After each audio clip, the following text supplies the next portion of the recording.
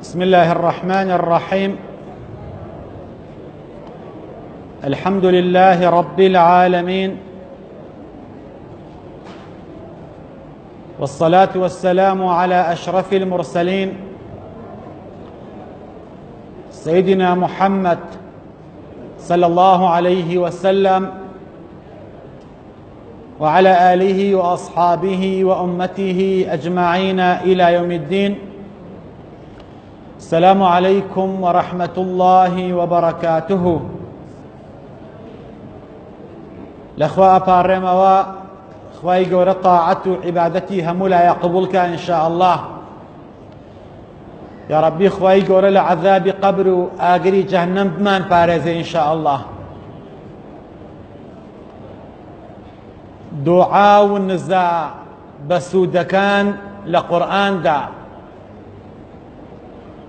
ناو نشانی وتاری ئەم شەومانە پشت بەخوا هەندێک دوعا و نزا و پاڕانەوە هەیە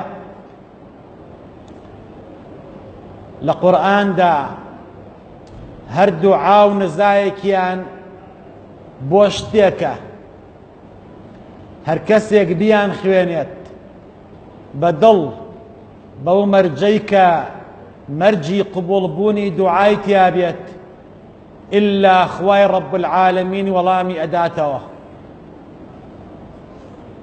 بونمونا يكم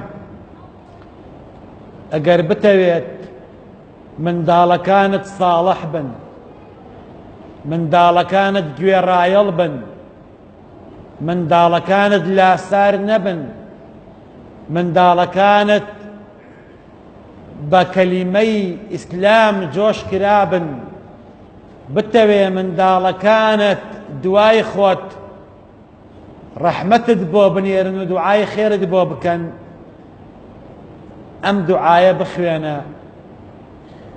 أعوذ بالله من الشيطان الرجيم. رب هب لي من لدنك ذرية طيبة إنك سميع الدعاء. خوايا للاي خوتوا نوو ذريته من دالكي باكم بنسيبكي باك. باك يعني چي؟ يعني ناخي باك بيت، دروني باك بيت، جستي باك بيت، گوێڕایەڵ بيت، هەر بە مناڵیەوە بەخۆشەویستی خوا و پێغەمبەر صلی الله عليه وسلم جۆش کرا بێت. هەر کەسێک ئەیەوێ منداڵەکەی صالح بێت ئەم دوعایە بخوێنێت. رب هب لي من لدنك ذرية طيبة. هەر کەسێ منداڵی نییە ئەم دوعایە زۆر بخوێنێ ئیلا خوای پەروەردگار منداڵی پێبەخشێ. رب لا تذرني فردا وأنت خير الوارثين. أما دعايك بو مسلمان كان زكريا على نبينا وعليه الصلاة والسلام لتمني 100 ساڵی داخوێندی. تەمەنی چەند بوو؟ 100 ساڵ. خێزانەکەی تەمەنی 80 ساڵ بوو. دەستی بەرز کردەوە و فەرمووی ربی لا تذرني فردا. خوایە بەتەنها مەمهێڵەرەوە، خوایە نەوەم پێ ببەخشە. خوای رب العالمین وەڵامی دایەوە فرمووی وأنت خير الوارثين. زكريا فرمووی خوایە تۆ باشترین ئەو کەسانەی کە میراتگر ئەبەخشی بە خەڵکی. خوایە نەوەیەکم پێ ببەخشی. خوای رب العالمین یەحیای پێبەخشی. یەحیا ئەگەر ترست هەیە گومڕا ببیت، دڵت گومڕا بێت، لە دین لابات، سەرکەش بێت، أم دعاء زور بخوينا. ربنا لا تزغ قلوبنا بعد إذ هديتنا وهب لنا من لدنك رحمة إنك أنت الوهاب. خوي رب العالمين دلكان من توشي جنقلتن مكة، دلكان من لا ندري للدين، لا ندى للدين، دلكان من وابستي دينكي خوتك دڵەکانمان گومڕا نەبن ڕەحمەتی خۆت ببارێنە بەسەرمانە بەڕاستی تۆ باشترین بەخشندەیت ئەگەر دەتەوێت پلەپایی شەهیدیت هەبێت ربنا آمنا بما أنزلت واتبعنا الرسول فاكتبنا مع الشاهدين بڵێ خوایە ئێمە ئیمانمان هێناوە بەوەی کە تۆ نازڵت کردووە کە چییە؟ قورئانە. خوایە ئێمە ئیمانمان هێناوە بەو بەرنامە و ڕێسا و یاسایی کە قورئانە و نازڵت کردووە. خوایە شوێنکەوتەی پێغەمبەرەکەت بووین فاكتبنا مع الشاهدين. خوایە لە ڕیزی شاهدانە بمان نووسە. خۆ شەهید یانی چی؟ شەهید یانی جەستەی خۆی ئەکات بە قوربانی ئیسلام شاهدە لەسەر ئەوەی کە دینەکەی حەقە.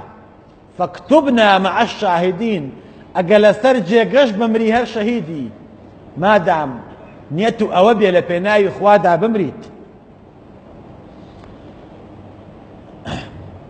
ئەگەر ئەتەوێ مناڵەکانت نوێشکەن لە نوێش لا نەدەن ئەم دوعایە بخوێنە رب اجعلني مقيم الصلاة ومن ذريتي ربنا وتقبل دعاء. ئەمە دوعای کێ بوو مسلمانەکان؟ دوعای کێ بوو؟ حەزرەتی ئیبراهیم داوا ئەکا ئەڵێ خوایە من بگێڕە لەوانەی کە نوێژەکەن. ئەخۆ نوێژ دەست هەموو کەسێ ناکەوێ مسلمانەکان. نوێژ دەست هەموو کەسێک ناکەوێ. ئەوە تا باوکی ئەنبیا دوعا ئەکا خوا بە نوێژکەر قبوڵی کە رب اجعلني مقيم الصلاة ومن ذريتي. و مناڵەکانیشم فێری نوێژ بن خوایە نوێژکەر بن. ربنا وتقبل دعاء. خوایە دوعاکانمان گیرا بکەی. ئەمە دوعای کێیە؟ ئیبراهیم پێغەمبەرە عليه الصلاة والسلام. ئەگەر ئەتەوێ خێزانەکەت و ژنەکەت لەگەڵ مناڵەکان تا بە وەفا بن بۆت وەفایان هەبێ بۆت ئەم دوعایە بخوێنە زۆر گرنگە. ربنا هب لنا من أزواجنا وذرياتنا قرة أعين. خوای پەروەردگار پێمان ببەخشە خێزانەکانمان و نەوەکانمان بکەی بە چاوڕۆشنیمان بێوەفا نەبن بە وەفا بن دڵمان پێیان خۆش بێ گوێڕایەڵمان بن چاک بن لەگەڵمانە. ئەم دوعایە دوعای قورئانیە.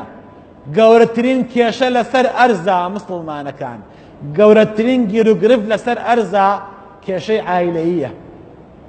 ئەوەیە سەرسفرەکەت شەڕی تیابێت. ئەوەیە ئاژاوەی تیابێ. ئەوەیە منداڵەکانت هەست بکەن تۆی و دایکیان بەینتان خراپە. گەورەترین کێشەی سەرزەوی ئەمڕۆ ئەوەیە. ئەم دوعایە زۆر بخوێنە. ربنا هب لنا من أزواجنا وذرياتنا قرة أعين. خوایە هەم خێزانەکانمان هەم نەوەکانمان چاوڕۆشن بن بۆمان گوڵ بن دڕک نەبن. ئەگەر بە تەمای خوای ڕەب العالەمین خانوویەکی چاکت بەنشری بکات منزڵت باش بێت ئەم دوعایە بخوێنە. دوعای کێ بوو؟ دوعای نوح پێغەمبەر عليه الصلاة والسلام. فەرمی ربی ئەنزلنی منزلا مبارەکە وأنت خير المنزلين. خوای پەروەردگار لە شوێنێکی پیرۆز بمنیشێنەرەوە منزڵێکی پیرۆزم هەبێ تۆ چاکترین کەسیت کە منزڵ و خانە و لانە ئەدەی بە خەڵکی. خوایە منزڵێکی چاکم بەنسیب بکەیت فراوان بێت دراوسەی چاک بێت شوێنی خۆم و ماڵ و مناڵی تیا بێتەوە محتاجی کرێ نەبم. ئەم دوعایانە زۆر گرنگە. دوعای قورئانین هەمووی. قورئان گرنگی بەمە ئەدا ئەگە تۆ ئەمانەت چاک بێت ئەتوانی چاکترین عیبادەت بکەیت. ربی ئەنزلنی منزلا مبارەکە وأنت خير المنزلين. ئەمە دوعای پێغەمبەرانە عليهم الصلاة والسلام. ئەگەر ئەتەوێ شەیطان لە خۆت و ماڵ و مناڵت دوور بێت ئەم دوعایە بخوێنە.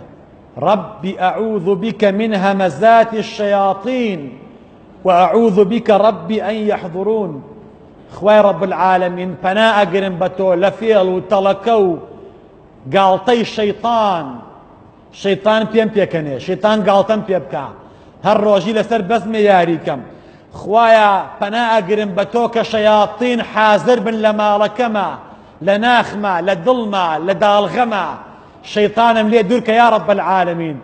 وەکو عومەری کوڕی خەتاب پێغەمبەر صلی الله عليه وسلم فەرمی قەسەم بە زاتێ نەفسی پێغەمبەری بەدەستە صلی الله عليه وسلم. عومەری کوڕی خەتاب هەر ڕێگەیە بگرێت شەیطان ناوێت لەو ڕێگەوە بڕوات. پێغەمبەر شاهدی بۆ یاوە شەیطان ڕێگەیەک ناگرێ عومەری تیا ڕۆشت بێت، ئەوەندە گەورە بیت شەیطان لێت بترسێت. ربی ئەعوذ بک من هەمەزات الشەیاطین، شەیاطین لە ماڵەکان تا دوورخەرەوە بەم دوعایە، خوایە پەنات پێگرم لە فێڵ و تەڵەکە و هەمەزەی گاڵتەی شەیطان. وأعوذ بك ربي أن يحضرون، پەنات پێگرم خوایە شەیاطینەکان ئامادە بن لە گەرما، خوایە لە من دوور بن. ئەمە دوعایەکە بۆ دوورکەوتنەوەی شەیاطین لێمان. ئەگەر لە عەذابی جەهەنەم ئەترسین لە سزای دۆزەخ، ئەم دوعایە زۆر بخوێنین. ربنا اصرف عنا عذاب جهنم إن عذابها كان غراما. خوایە دوور خەرەوە لێمان سزای جەهەنەم و دۆزەخ، بەڕاستی سزایەکی زۆر سەختە. غەرام إن عذابها كان غراما. خوایە ربنا اصرف عنا عذاب جهنم. ئەمە دوعایەکە قورئانیە، دوعای قورئانە. صرف یعنی چی؟ یعنی دوورخستنەوە لە من جیابێ، یعنی لاچێ لە من. خوایە عەذابی جەهەنەم لە من دوور خەرەوە، بەڕاستی سزایەکی توندە. ئەگەر ئەترسی خوا کردەوەکانت قبوڵ نەکات، کردەوەکانت خوا لێت وەرگرێ، ئەم دوعایە بخوێنە. ربنا تقبل منا إنك أنت السميع العليم. دوای هەموو کردەوەیەک، هەر کردەوەیەکی چاکت کرد، خێرێکت کرد، نوێژێکت کرد، یارمەتی مزگەوتت دا، یارمەتی هەژارێکت دا، یەکسەر لەگەڵ ئەوە بڵێ ربنا تقبل منا إنك أنت السميع العليم. ئەزانن ئەمە دوعای کێیە؟ ئەمە دوعای کێیە؟ ئەمە ئیبراهیم لەگەڵ ئیسماعیلا کرێکارییانە کرد بۆ خوا، بەیتیان دروست دەکرد، بەیت ماڵەکەی خوا. ئیسماعیل خەڵفە بوو، ئیبراهیم وەستا بوو، بەردی ئەدا بەدەستەوە و بینای کەعبەیە کرد. ئەو کەعبەیە ئەوەلە بەیت وضع للناس، یەکەم خانوویە لەسەر زەویە بۆ عیبادەت. بەردی ئەدا بەدەستیەوە و دعایە کرد لەگەڵ دانانی بەردەکەیە، ئەیوت ربنا تقبل منا، ئەیوت پەروەردگارە گرنگ ئەنجامدانی کردەوە نییە، گرنگ ئەوەیە لێم قبوڵ کەیت، ئەمە گرنگە قبوڵی کەیت. ربنا تقبل منا إنك أنت السميع العليم. خوایە لێمان قبوڵ کە ئەمەمان بۆ تۆ کرد، ئەم چاکەیە، ئەم خێرە، ئەم تەراویحە، ئەم ڕۆژووە، ئەم سیلێ ڕەحمە، یەکسەر بیڵێ، یەکسەر خوای گەورە ئینشاءالله لێت قبوڵەکات. کۆتایی ئەگەر خەفەتباری، ناڕەحەتی، بێتاقەتی، قەرزاری مشکلت هەیە، دوعاکەی یعقوب بخوێنە. إنما أشكو بثي وحزني إلى الله. من شكاتي خۆم و خەفەتی خۆم لای کێکەم؟ لای الله. شکاتی خوا لای خەڵک ناکەم. ئێستا خەڵک العیاذ بالله شکاتی خوا لای خەڵکەکە، ئەڵێ فەقیرم، نیمە، خوا نەخۆشی خستووم، خوا کرێکی کردووم، خوا بێخانە وەلانەم کردووم، خوا محتاجی کردووم، خوا قاچی لێ سندومە تۆ، خوا تەندروستی لێ سندومەتەوە، ئادێ ئەوەم نییە، ئەوەم نییە. شکاتی خوا لای کێکە؟ لای مەخلوقێ هیچی بەدەست نییە، بەڵام تۆ شکاتی حاڵی خۆت لای الله بکە. إنما أشكو بثي وحزني إلى الله. يوسف كاتي جيابو يولا يعقوب چی وتی خەفەتی خۆم و شکاتی ناخی خۆم لای خواکەم. دوای 40 ساڵ بە یەک شاد بوونەوە، چونکە شکاتی ناخی خۆی لای کێ کرد؟ لای الله. ئەم دوعایانە قورئانین لەبەریان کەن و بیان لێن لە هەموو کاتەکانە ئینشاء الله، بۆ هیوایی خوای گەورە ئینشاء الله دوعاکانمان گیرا بکات. خوایە دوعاکانمان گیرا بکەیت، تاعەتمان لێ قبوڵ کەیت. خوایا ڕەحممان پێ بکەیت ئیمانمان سەلامەت بکەیت خوایا طاعەت و عیبادەتی مانگی ڕەمەزانمان لێ قبوڵ بکەیت یا ڕەبی خوایا لە گوناحی باوک و دایکمان خۆش بی لە گوناحی مردووەکانمان خۆش بی خوایا شیفای نەخۆشەکانمان بیت یا ڕەبی خوایا هەر کەسێ نەخۆشە و داماوە و زەلیلە خوایا شیفای بیت یا ڕەبی خوایا بە ئومەتی پێغەمبەر حەسێبمان بکەیت یا ڕەبی خوایا بمان خەیتە بەهەشتی بەرینەوە یا ڕەبی خوایا لە عەذابی قەبر و ئاگری جەهەنەم بمان پارێزی خوایا دڵمان شاد بکەی بە دیداری پێغەمبەر صلی الله عليه وسلم یا ڕەبی خوایا هەرزانی خەیتە وڵاتمانەوە ئەوەی قەرزارە قەرزی بۆ دەفع بکەی ئەوەی مشکلێ هەیە بۆ چارەسەر بکەیت یا ڕەبی خوایا وڵاتمان ئەوەدان کەیتەوە وڵاتمان لە هەموو فیتنە و فەسادێ بپارێزی یا ڕەبی خوایا بە ئیسلامەتی بمانژێنی بە ئیسلامەتی بمامرێنی خوایا بەرشەفاعەتی پێغەمبەرمان خەی آمين آمين آمين الحمد لله رب العالمين السلام عليكم ورحمة الله